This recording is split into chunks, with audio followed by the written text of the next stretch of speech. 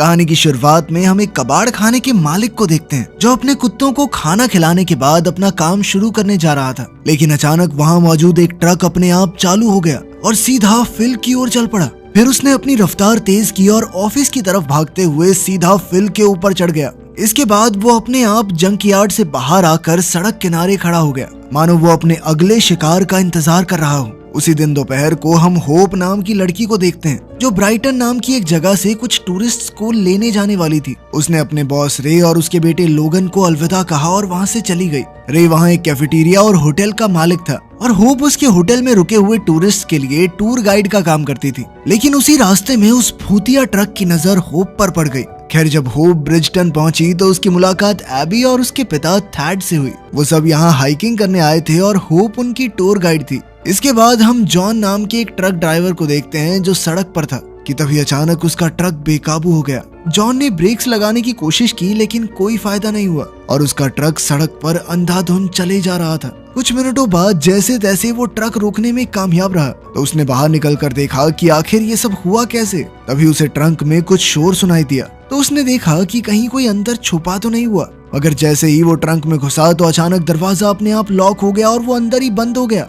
उधर होप अपने क्लाइंट्स के साथ लूनर शहर वापस लौट रही थी तो उसने उन्हें बताया कि हजारों साल पहले यहाँ एक मीटियोराइट गिरा था, जिसके बाद यहाँ पर इस शहर को बसाया गया। फिर कुछ मिनटों बाद होप को सड़क पर जॉन का ट्रक खड़ा हुआ दिखाई दिया और वो सोचने लगी कि ये सड़क के बीचों बीच क्यों रुका हुआ है, पर फिर भी वो बिना रुके अपनी मंजिल की ओर आगे बढ़ गई। फिर कुछ देर बाद उसके सामने वही भूतिया ट्रक आया जो आज सुबह सड़क किनारे खड़ा था। होप ने अपनी गाड़ी रोककर बाहर निकलकर देखा कि कहीं ड्राइवर को मदद की जरूरत तो नहीं, लेकिन ट्रक तो बिल्कुल खाली था। वो सड़क के बीचों बीच खड़ा था, इसलिए थैड ने उसे धक्का लगाकर साइड में धकेलना शुरू किया। तभी जैक उनकी तस्वीरें खींचने लगा तो उनका ध्यान भटक गया और इसी दौरान पीछे से जॉन का ट्रक वहां आ गया और सीधा उस भूतिया ट्रक से जा टकराया। इस भयानक दुर्घटना में होप और बाकी टूरिस्ट ऐन वक्त पर किनारे पर कूदकर बाल बाल बचे। अब जॉन का ट्रक जंक यार्ड की तरफ जा रहा था तो होप ने पुलिस को फोन करने का सोचा और उसी समय ट्रक ने वापस मुड़कर उसकी वैन को भी टक्कर मार दी। जिसके बाद होप ने रे को फोन करके इस एक्सीडेंट के बारे में बताया तो रे तुरंत उसकी मदद के लिए निकल पड़ा।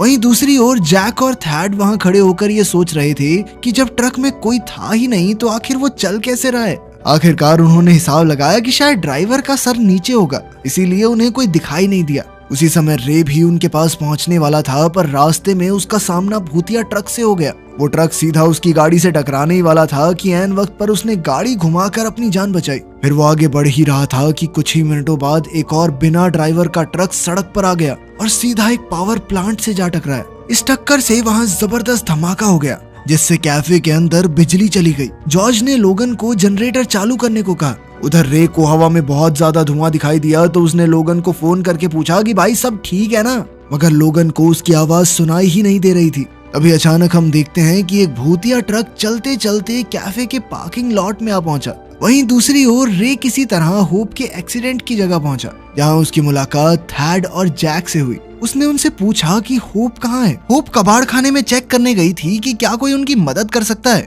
लेकिन वहाँ पर उसे कबाड़ खाने का मालिक मरा हुआ मिला। तभी रे थर्ड एबी और जैक के साथ जंकयार्ड पहुँच गया और वहाँ उस रौंदी हुई लाश को देखकर बेचारी एबी बहुत ज्यादा डर गई। एबी ने घबराकर कहा कि वो घर वापस जाना चाहती है, पर उसके पिता ने उसे जैसे तैसे समझाकर अपने साथ चलने को कहा। अब रे को लोगन की चिंता हो रही थी, इसीलिए वो तुरंत अपनी गाड़ी में बैठकर कैफे की ओर निकला। उसे शक हो रहा था कि जरूर कुछ न कुछ गड़बड़ है। उधर कैफे के बाहर भूतिया ट्रक लगातार पार्किंग में चक्कर काट रहा था तो एक कस्टमर नाराज होकर वहां से जाने लगा, पर जैसे ही वो अपनी गाड़ी के पास जा रहा था तो अचानक एक भूतिया ट्रक उसे कुचलने के लिए आ गया और वो तुरंत भागकर वापस कैफे में आ गया। उसने अंदर जाकर शोर मचाया कि इस ट्रक में कोई ड्राइवर नहीं है और सब लोग काफी घबरा गए। तब बॉब नाम का आदमी बाहर निकला ताकि वो अपनी गाड़ी से राइफल निकालकर ट्रक के टायर्स पर गोली चला सके, पर भूतिया ट्रक की वजह से वो गाड़ी तक पहुंचने में नाकामयाब रहा। तब जॉर्ज ने जनरेटर की मदद से टीवी चालू किया तो सबको पता चला कि उस धमाके की वजह से आसपास के कई शहरों की बिजली चली गई है और पुलिस ऑफिसर ने बताया कि सब कुछ ठीक होने में लगभग 24 घंटे का समय लगेगा। इस दौरान लोगों को घरों के अंदर ही रहने की हिदायत दी गई ताकि वो जहरीले धुएं से बच सकें। असल में पावर प्लांट से टकराने वाले ट्रक में कैसे केमिकल्स थे इस बारे में कोई जानकारी नहीं मिल पाई थी।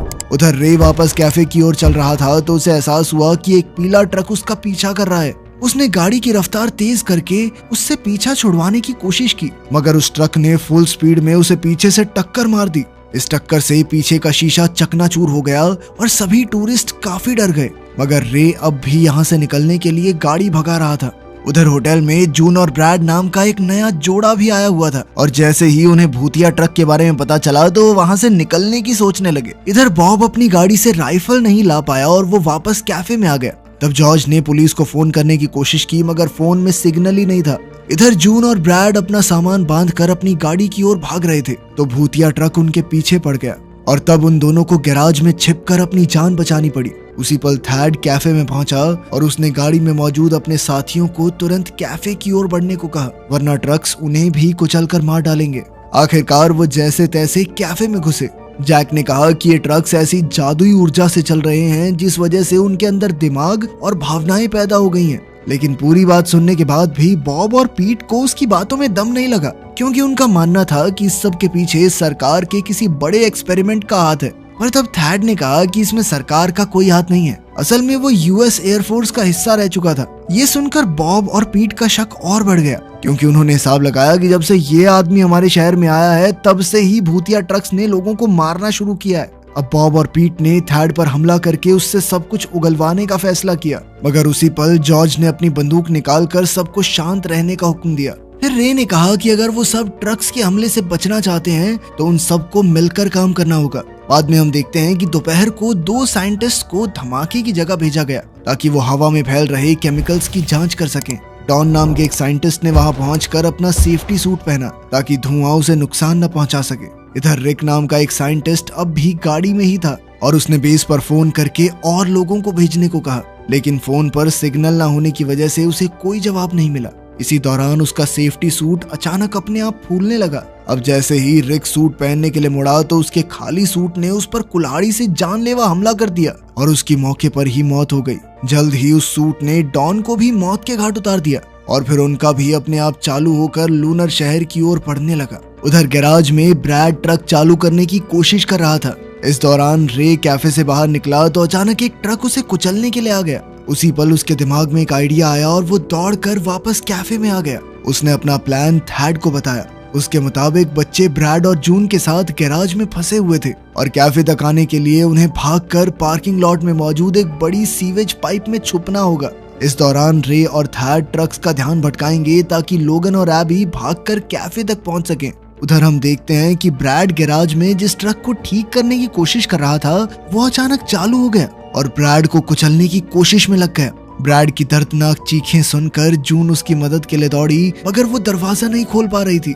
जैसे तैसे दरवाजा तोड़कर उन्होंने देखा कि ब्रैड की लाश की बुरी हालत हो चुकी थी। ये देखकर मानो जून पागल सी हो गई और गुस्से में ट्रक को कुल्हाड़ी से पीटने लगी। उसी पल रे भागकर वहां पहुंचा और इससे पहले कि ट्रक उससे टकराता वो जून को लेकर कैफे के अंदर आ गया। इसी दौरान लोगन ब्रैड की लाश को घसीटकर वापस गैराज में ले आया। उधर कैफे में जून को अपने पति की मौत का गहरा सदमा लगा था और वो फूट फूट कर रो रही थी, जिस पर होप ने उसे शांत करने की कोशिश की। उसी पल पार्किंग लॉट में सभी ट्रक्स आपस में बातचीत करके प्लान बना रहे थे कि आखिर उन्हें इंसानों का खात्मा कैसे करना है। इधर एबी को कैसे भी करके इस गैराज से निकलना था, इसीलिए वो प्लान के मुताबिक दौड़कर पार्किंग लॉट में मौजूद सीवेज पाइप में छुप गई। उसे देखकर लोगन भी उसके पीछे पाइप में आ गया, पर उसी पल एक ट्रक ने उन्हें जान से मारने के लिए ढेर सारा मलबा पाइप पर गिरा दिया।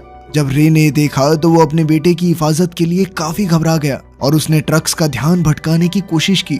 अब चारों ओर से भूतिया ट्रक्स उसकी ओर बढ़ रहे थे तो उसने अपनी बंदूक निकाली और धड़ाधड़ गोलियां चलाने लगा, मगर उसकी गोलियों से कोई भी असर नहीं हुआ। लेकिन उसके बिल्कुल करीब पहुंचकर ट्रक्स अचानक बंद पड़ गए। इसी मौके का फायदा उठाकर वो अपने बेटे को बचाने लगा। इधर कैफे में जब सबने देखा कि ट्रक्स रुक गए हैं तो बॉब और पीट ने बाहर निकलने का फैसला किया, मगर जॉर्ज ने उन्हें रोक दिया क्योंकि उसे लग रहा था कि खतरा अभी टला नहीं है। लेकिन उसी पल उन दोनों ने बूढ़े जॉर्ज पर हमला कर दिया। तब थैड उनसे मुकाबला करने आया, मगर पीट ने उसे भी धूल चटा दी। तभी पीछे से जैक ने पीट के सर पर बोतल दे मारी और पीट वहीं बेहोश हो गया।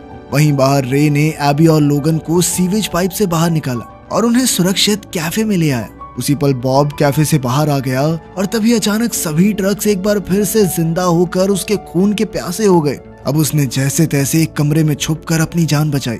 इधर अपने पति की मौत के गम में जून पिछले दरवाजे से बाहर निकल आई और तभी एक ट्रक ने उसे कुचलकर वहीं मार डाला। इस शिकार को निपटाने के बाद सभी ट्रक्स एक बार फिर से इकट्ठा होकर अगले प्लान के बारे में सोचने लगे। इधर रे को समझ नहीं आ रहा था कि ट्रक्स का अगला कदम क्या होगा, इसीलिए उसने जॉर्ज को नक्शा लाने को कहा ताकि वो यहाँ से बाहर निकलने का रास्ता ढूंढकर इस मुसीबत से बच सकें।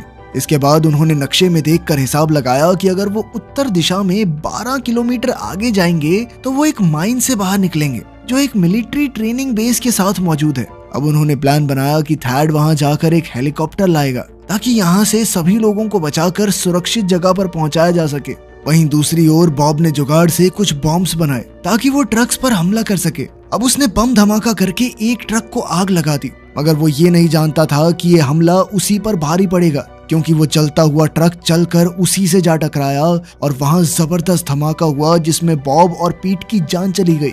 इधर जब एबी ने अपनी आंखों के सामने ये सब देखा तो उसने यहाँ से जिंदा बचने की उम्मीद ही छोड़ दी। अब उसे अपने पिता के साथ इस ट्रिप पर आने का बहुत पछतावा हो रहा था। एबी को परेशान देखकर लोगन उसके पास जाकर बैठ गया और उससे वादा किया कि वो यहाँ से सुरक्षित बाहर जरूर निकलेंगे। उसने कहा कि जब थैड मिलिट्री बेस पर पहुंच जाएगा तो वो हेलीकॉप्टर लेकर उनकी मदद करने जरूर आएगा। कुछ देर बाद रात हो गई और ट्रक्स एक बार फिर तोड़फोड़ करने लगे। उन्होंने पहले कैफे में पानी पहुंचाने वाला पंप तोड़ दिया और फिर जनरेटर में टक्कर मारी। तब लोगन अचानक दौड़कर गैराज में पहुंचा और अपनी बाइक ले आया इससे पहले कि ट्रक्स उसे भी तबाह कर देते। इधर जॉर्ज ने जब ट्रक्स को एक साथ सब कुछ तबाह करते देखा तो वो समझ गया कि अगली बारी उसके कैफे की है। तभी अचानक उन सबको बाहर से एक फोन बजने की आवाज सुनाई दी और उन्हें लगा कि शायद ये किसी रेस्क्यू टीम का फोन होगा। तब एबी अपनी जान जोखिम में डालकर फोन उठाने के लिए फोन बूथ की ओर भागी। जब जैक को इसका एहसास हुआ तो वो तुरंत एबी के पीछे दौड़ा जहां वो ट्रक के नीचे आने ही वाली थी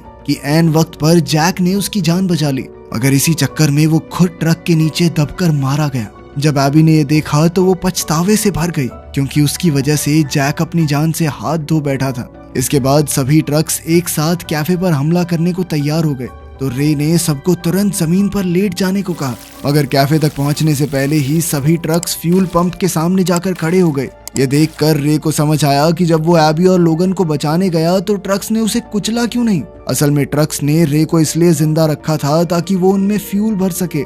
इसी दौरान थैड ने मौका देखकर लोगन की बाइक उठाई और सीधा मिलिट्री बेस की तरफ बढ़ गया। जाने से पहले थैड ने अपनी बेटी एबी को अलविदा कहा और वादा किया कि वो कल सुबह तक जरूर लौट आएगा, लेकिन एबी किसी भी हालत में यहाँ रुकने को तैयार नहीं थी, इसीलिए थैड को मजबूरन उसे अपने साथ ले जाना पड़ा। इधर होप को पता चला कि रे सभी ट्रक्स में डीजल भरने वाला है। सभी ट्रक्स में डीजल भरने के बाद होप और रे लोगन को ढूंढने गए जो इस वक्त झाड़ियों में छिपा हुआ था। उसने एक टॉर्च की मदद से रे और होप को अपने पास बुलाया। तब लोगन ने उन्हें बताया कि जॉर्ज उनके साथ यहाँ नहीं आया क्योंकि वो कैफे को छोड़ने को राजी ही नहीं था, मगर सच तो ये था कि बेचारा जॉर्ज जानबूझकर कैफे में रुका था ताकि वो ट्रक्स का ध्यान भटका सके और उसके साथ ही अपनी जान बचाकर वहां से भाग सके। अब उसने ट्रक्स पर गोलियां चलानी शुरू कर दी। जब ट्रक्स के लीडर ने ये देखा तो वो गुस्से से भर गया और अपना ट्रंक पीछे छोड़कर सिर्फ इंजन के साथ तेजी से जॉर्ज को कुचलने के लिए आया। उसी पल रे ने ये देखा तो वो जॉर्ज की जान बचाने के लिए दौड़ा, मगर वो समय पर नहीं पहुंच सका और जॉर्ज की मौके पर ही मौत हो गई। अपने सबसे खास दोस्त जॉर्ज की मौत देखकर मानो रे के सर पर खून सवार हो गया और उसने बदला लेने के लिए उस ट्रक पर गोली चला दी, जिससे वहां जबरदस्त धमाका हुआ और वो ट्रक भी वहीं खाक हो गया। जब बाकी ट्रक्स ने अपने सरदार का खात्मा देखा तो उनमें भी बदले की आग जल उठी और उन्होंने मिलकर सभी बचे हुए इंसानों को जान से मारने का फैसला किया। उधर रे लोगन और होप के साथ पहाड़ी के ऊपर चढ़ गया था और अब उन्होंने आज रात यहीं गुजारने का फैसला किया क्योंकि वो जानते थे कि ट्रक्स यहाँ तक नहीं पहुँच पाएंगे। वहीं दूसरी ओर हम देखते हैं कि एक इलेक्ट्रिशियन उस पावर स्टेशन की मरम्मत कर रहा था जिससे पूरे शहर की बिजली सप्लाई होती थी। अचानक उसे एहसास हुआ कि उसके ट्रक में कुछ गड़बड़ है। उस वक्त वो सेफ्टी इक्विपमेंट में चढ़कर काफी ऊपर मरम्मत कर रहा था कि अचानक उसका ट्रक अपने आप हिलने लगा और वो सीधा बिजली के खंबे से जा टकराया। तभी वहां शॉर्ट सर्किट हो गया, जिस वजह से वो आदमी जोरदार झटका लगने की वजह से वहीं तड़प तड़प कर मर गया। उधर रे और होप थैड का इंतजार कर रहे थे जो मिलिट्री से मदद लेकर उन्हें बचाने का वादा करके गया था। वो सोचने लगे अगर पूरी धरती की गाड़ियां ऐसे जिंदा होकर इंसानों पर हमला बोल दें तो इंसानों का नामो निशान मिट जाएगा। होप ये सब सोचकर परेशान हो रही थी और तभी रे ने उसे गले लगाकर कहा कि सब कुछ ठीक हो जाएगा। फिर कुछ घंटों बाद सुबह हुई और उन्हें दूर से एक हेलीकॉप्टर आता दिखाई दिया, तो वो चिल्लाकर उसे आवाज देने लगे। उन्होंने देखा कि थैड ने उनकी मदद करने का वादा निभाया था, तो वो बेहद खुश हो गए। इधर हेलीकॉप्टर की आवाज सुनकर एक ट्रक वहां आ पहुंचा और उसने उन तीनों को कुचलने की कोशिश की, मगर वो तीनों ऐन वक्त पर हेलीकॉप्टर में चढ़कर भाग निकले। हेलीकॉप्टर के अंदर लोगन ने एबी से दोबारा मिलकर उसे गले लगा लिया, पर तभी उसे एहसास हुआ कि एबी मानो किसी सदमे में चली गई हो। रे ने थैड का शुक्रिया अदा किया क्योंकि उसने उन सब की जान बचा ली थी, मगर उसी पल उन सब ने देखा कि हेलीकॉप्टर में कोई पायलट ही नहीं था और वो खुद ब खुद उड़ रहा था। और ये देखते ही तो उन सब की सांसें रुक गई। क्या इन लोगों में से कोई बच